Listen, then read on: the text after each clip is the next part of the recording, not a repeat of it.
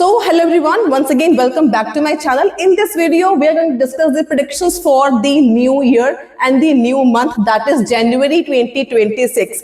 कई सारे स्टूडेंट्स ने एग्जाम सोचा होगा जनवरी में बुक करने का, तो इसके आपको कुछ बेनिफिट्स भी एंड कुछ ड्रॉबैक्स भी मैं साथ में आपको बताने वाली हूँ। एंड इजी डेट्स कौन सी हैं, बेस्ट बुक आप किस डेट पे एग्जाम कर सकते हो, सीडी बेस्ड एग्जाम दे रहे हो या आप पेन पेपर बेस्ड एग्जाम दे रहे हो, हर एक के लिए this is the global prediction. So start करते हैं। डेट्स कौन कौन सी अवेलेबल हैं, तो 10th January, 24th January and 31st जनवरी, इस वाले मंथ में भी सिर्फ 3 डेट्स अवेलेबल हैं। एंड ये तीनों डेट्स को अकेडमी का एग्जाम तो है ही है, लेकिन जनरल ट्रेनिंग वालों के लिए थोड़ी सी प्रॉब्लम इसमें ये है कि जनवरी के मंथ में सिर्फ 10th ऑफ जनवरी को ही आपका एग्जाम होगा जनरल ट्रेनिंग वालों के लिए ऑप्शन, अगर आप पेन पेपर बेस देते हो तो। अगर आप सीडी बेस देते हो तो आपके पास डेट्स की बहुत सारी ऑप्शंस अवेलेबल हैं। सो आपको पेन पेपर बेस के लिए सिर्फ एक ही डेट अवेलेबल है जनरल ट्रेनिंग वालों के लिए, that is only on 10th of January. Okay, तो let's discuss the predictions for January month now. सबसे इंपॉर्टेंट बात है कि जनवरी मंथ में आईएलटीएस के स्पीकिंग की लिस्ट टोटली चेंज हो जाती है, नए क्यू कार्ड्स, नए टॉपिक 1 के टॉपिक्स ऐड ऑन हो जाते हैं। तो अगर आप 10th जनवरी को एग्जाम बुक करते हो तो 9th 10th के आसपास ही जो न्यू बुक है वो रिलीज होती है, न्यू टॉपिक्स जो है वो रिलीज होते हैं। तो 10th जनवरी तक का एग्जाम अगर आप स्पीकिंग में वीक हो तो आप कोशिश करो कि 10th को मत भरना, लेकिन अगर आपका जनरल ट्रेनिंग है, आपके पास ऑप्शन नहीं है, तो आप क्रैश कोर्स परचेज कर सकते हो हमारा। एंड क्रैश कोर्स आपको सारी की सारी स्पीकिंग बहुत अच्छे से प्रिपेयर करवा देगा। तो बात करते हैं first of all overall prediction की कि जो सारा मंथ है आपका जनवरी का, इसमें एग्जाम्स कैसे रहने वाले हैं। तो जनवरी के मंथ में जो एग्जाम्स रहेंगे they will be easy to moderate, difficult इसमें एग्जाम कोई भी नहीं है, बट सेक्शन 3 डिफिकल्ट हो सकता है depending on your preparation. Otherwise जो पेपर है वो इजी टू मॉडरेट ही आने वाले हैं। तो लिसनिंग की बात करूं तो लिसनिंग का जो पैटर्न फॉलो होने वाला है that will be the standard pattern. आपने लिसनिंग सेक्शन 1 में आपको आएंगी 1 to 10 ब्लैंक्स, जो कि बहुत ज्यादा इजी होती है, सिर्फ आपने इसमें ट्रैप्स से बच के रहना होता है। लिसनिंग सेक्शन 2 में मैप आने के चांसेस बहुत ज्यादा हैं, इसके साथ multiple choice questions plus matching the information जो होते हैं those are also very important. Section 3 की बात करूं तो डबल वाले मल्टीपल चॉइस या लॉन्ग वाले multiple choice questions along with matching the information are very important. Section 4 की बात करूं तो आपको आएंगे 31 to 40 all sentence completions, 1 word only blanks. Preparation कहां से करनी है आपने, only books number 12 to books number 20 Cambridge की बुक्स में से आपने प्रिपरेशन करनी है। एंड अगर आपको क्रैश कोर्स चाहिए, आपको बिगिनर हो या आपके बैंड स्कोर नहीं आ रहे हैं डिजायर्ड बैंड स्कोर, तो आपके लिए बहुत एक बड़ा ऑप्शन है, आप क्रैश कोर्स को परचेज कर सकते हो। क्रैश कोर्स में आपको प्रेडिक्शंस भी अवेलेबल होंगे, टिप्स एंड ट्रिक्स हैं, सैंपल्स हैं, एवरीथिंग मिलेगा, प्लस इसके साथ आपको प्रैक्टिस के लिए मटेरियल भी मिलेगा, ऑनलाइन करना चाहिए आपने ऑफलाइन करना है, तो आपको क्रैश कोर्स लेके बहुत ज्यादा बेनिफिट होगा। एंड अगर आपने 7 डेज में एग्जाम देना है या 14 डेज में देना है, तो कल वाली वीडियो में मैंने बताया था कि आप 10 डेज में 7 डेज में बिल्कुल अपनी 8777 बैंक की प्रिपरेशन कैसे कर सकते हो, कहां से कर सकते हो, तो आप वो वीडियो जरूर देखना, 7 डेज की प्रैक्टिस अपने प्लान वाली, preparation plan.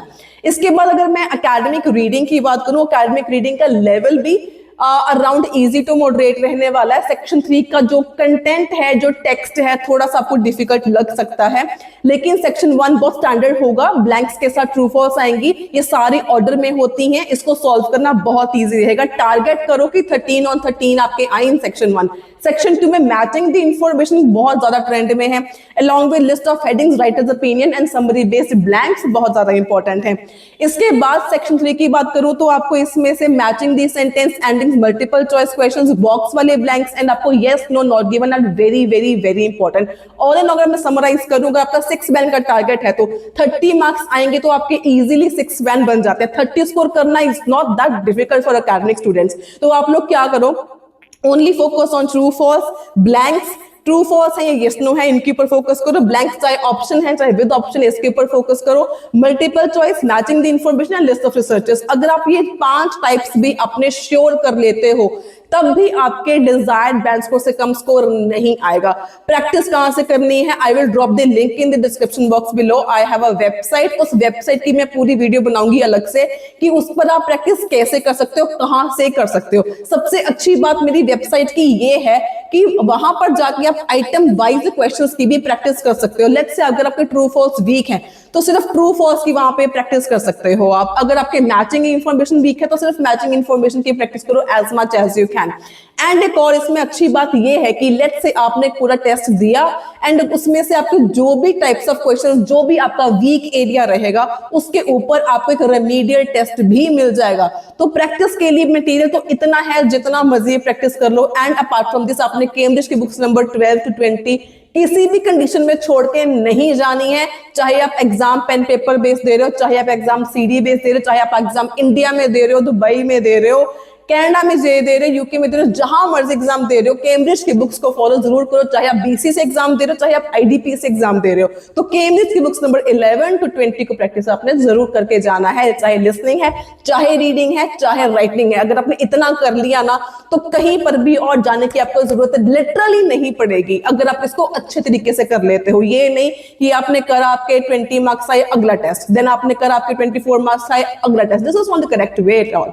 Okay, so moving on to general training IELTS reading। general training IELTS reading भी अगेन आपकी बहुत ज्यादा डिफिकल्ट नहीं आएगी, it will be around easy to moderate. तो सबसे पहले सेक्शन 1 में आपको आएंगे matching information plus true false. Again बहुत इजी होते हैं, लेकिन understanding knowledge of synonyms and paraphrase language is must. Section 2 आएंगे 15 to 27 ब्लैंक्स, ये टेबल की फॉर्म में, फ्लो चार्ट की फॉर्म में, सिंपल ब्लैंक्स जैसे मर्जी आ सकती हैं। Apart from this answering short questions भी इंपॉर्टेंट हैं, ये भी ब्लैंक्स की तरह ही होते हैं, इनको सॉल्व करना भी बहुत इजी है। Tip here is do guess the demand of the question, ये आपको सही रास्ता जरूर दिखाता है। सेकंड थिंग कि words before the blank and after the blank are 99.9% synonyms। always look for the paraphrase language and the synonyms। इसके बाद सेक्शन 3 की बात करूं तो ट्रू फॉल्स या ब्लैंक्स में से एक ना एक चीज तो पक्का आनी ही आनी है। इसके अलावा list of headings, multiple choice questions, matching the writers opinion and matching the information में से कोई भी 2 टाइप या कोई भी एक टाइप इसमें से आने के चांसेस बहुत ज्यादा हैं।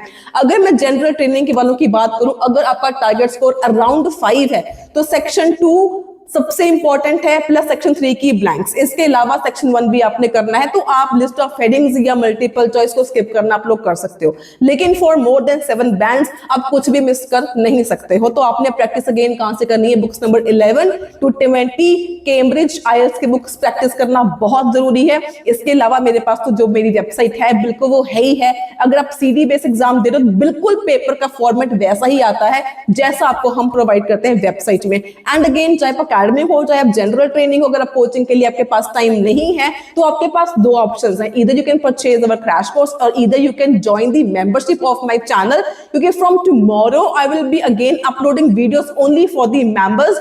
जो मेरे क्लास के स्टूडेंट्स होते हैं, लाइव क्लास की recordings I will be uploading from tomorrow. Reading की, लिसनिंग की, राइटिंग की, सभी की videos for the members only upload कल से होने वाली हैं। तो आप इसको ज्वाइन करके, मेंबरशिप को ज्वाइन करके यू कैन टेक दी मतलब मैक्सिमम बेनिफिट, आपको बहुत फायदा होने वाला है। इसके बाद में बात करूं राइटिंग टास्क 1 की। For academic writing task I have a PDF जिसमें से हमेशा क्वेश्चंस रिपीट होते हैं, लेकिन इस बार चांसेस क्या है? लाइन, बार, पाई, इन टेबल चार्ट ये आते हैं ज्यादा, एंड राउंड कॉम्बिनेशन भी आने के चांसेस इसमें बहुत ज्यादा रहते हैं, तो इनको प्रिपेयर जरूर करें ना। एंड टास्क 2 का I have again the prediction list वाले क्वेश्चंस। अगर आप उन क्वेश्चंस को प्रिपेयर कर लेते हो ना, around I can say 30 questions हैं इन द प्रेडिक्शन लिस्ट, चाहे आप एकेडमिक हो, चाहे आप जनरल ट्रेनिंग हो, तो वो 30 क्वेश्चंस अगर आप कर लेते हो तो आप राइटिंग टास्क 2 मतलब आपका प्रिपेयर है, वो डन है। इसके अलावा आपको कहीं पे जाने की जरूरत नहीं पड़ेगी, चाहे एकेडमिक हो, चाहे जनरल ट्रेनिंग हो। 30 क्वेश्चंस को प्रिपेयर कर लो, that is it. And crash course के लिए, प्रेडिक्शन के लिए WhatsApp number is on the screen. And इसके बाद जनरल ट्रेनिंग का राइटिंग टास्क 1 की अगर मैं बात करूं तो आपके लिए भी प्रेडिक्शन के टॉपिक्स हैं, आपके पास सैंपल आंसर्स हैं। अगर आपको वो प्रेडिक्शन चाहिए, मतलब again I have a PDF जहां से अगर आपने प्रिपेयर कर लिया प्लस प्रोडिक्शन है, प्लस 2 पीडीएफ्स हैं। अगर आपने इतनी लेटेस्ट प्रिपेयर कर ली तो I am damn sure exam में कुछ भी आ जाएगा, आप बहुत ही ज्यादा इजीली इसको लिख पाओगे। तो आई एम श्योर पेपर में हम जो भी क्वेश्चंस आते हैं इसके रिलेटेड ही आते हैं जो हम आपको मटेरियल प्रोवाइड करते हैं, राइट। तो स्पीकिंग की बात करूं तो लिस्ट चेंज होने वाली है, न्यू क्यू कार्ड्स ऐड होने वाले हैं, इसके बारे में हम नेक्स्ट वीडियो में बात करेंगे। न्यू क्यू कार्ड्स आजकल कौन चल रहे हैं, ट्रेंड में कौन कौन से चल रहे हैं, एंड आपने इसको प्रिपेयर कैसे करना है। अपार्ट फ्रॉम दिस, स्पीकिंग के लिए बहुत सिंपल सा फंडा जो मेरा है, जो मैं यूज करती हूँ, एक क्यू कार्ड पर्सन वाला, एक प्लेस वाला, एक ऑब्जेक्ट वाला, एक टेक्नोलॉजी वाला, एक हेल्थ वाला एंड एक एक्टिविटी वाला। ये 6 क्यू कार्ड्स अगर आप एक सैंपल प्रिपेयर कर लेते हो, आई will be coming up with a video on this basically, तो आपकी स्पीकिंग की क्यू कार्ड्स की प्रिपरेशन भी इजीली डन हो जाएगी। तो प्रैक्टिस के लिए आपने चाहे रीडिंग है, लिसनिंग है, राइटिंग है, to be very honest practice के लिए सिर्फ फॉलो करो केम्ब्रिज की books number 12 to books number 20, जितनी मैक्सिमम आप कर सकते हो इसमें से ही प्रैक्टिस करो, लिसनिंग भी, रीडिंग भी एंड राइटिंग भी। इससे बाहर पेपर नहीं आता है, ऐसा पेपर ही आता है। जब आप मर्जी पेपर दे लो, सीडी बेस दे रहे हो या पेन पेपर बेस दे रहे हो, इंडिया में दे रहे हो, कनाडा में दे रहे हो, आईडीपी से दे रहे हो, बीसी से दे रहे हो, तो फॉर्मेट वही फॉलो होता है।